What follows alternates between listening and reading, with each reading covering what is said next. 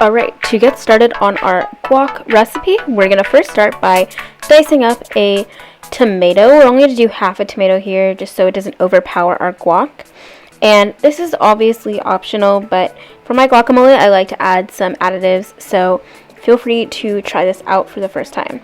So we're also going to slice in half a lime, and then we're going to also very finely dice a jalapeno. If you are sensitive to spice, I would recommend taking out the seeds or using half.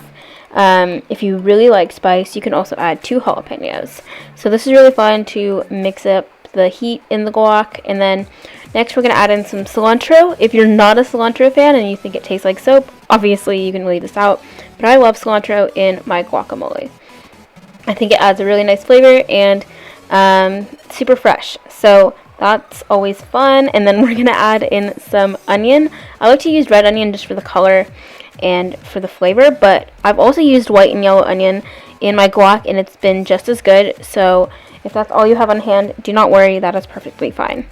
And yet again, this is another optional thing that you can add. Like, you can just make guacamole with just avocado, salt, and lime, but these just make it to the next level and what it makes, for me, gourmet guac. Okay, so now we're moving on to our avocados, and I like to squirt it inside the shell, and then we're going to scoop it out with either a spoon or your knife, like so, and then we're going to put it into the bowl, and then this way, with all the avocado halves, we're able to properly half mash it, but also keep some of those nice, perfect square chunks in our guac. And I think this is really effective if you want it to be not super mushy, but also have some texture and taste really amazing. So I'm using around 4 small avocados or 3 large, and this is how we're going to be mashing it with the spoon and fork, keeping some of those chunks in there. And then once we're properly done with getting this all together, then we can add in our additives such as like the jalapeno, the onion, the cilantro, the lime, the tomato. But first you want to do this part just to make sure you have the right avocado consistency.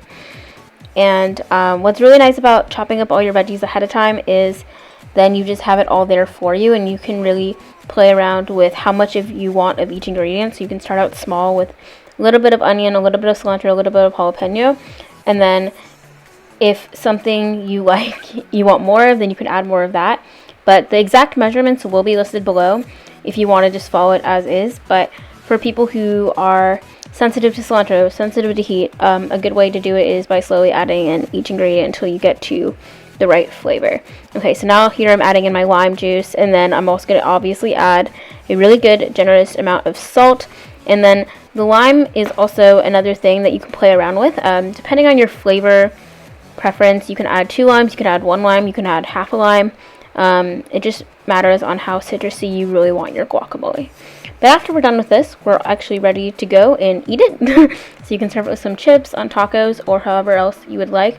But I hope you give this a try and enjoy.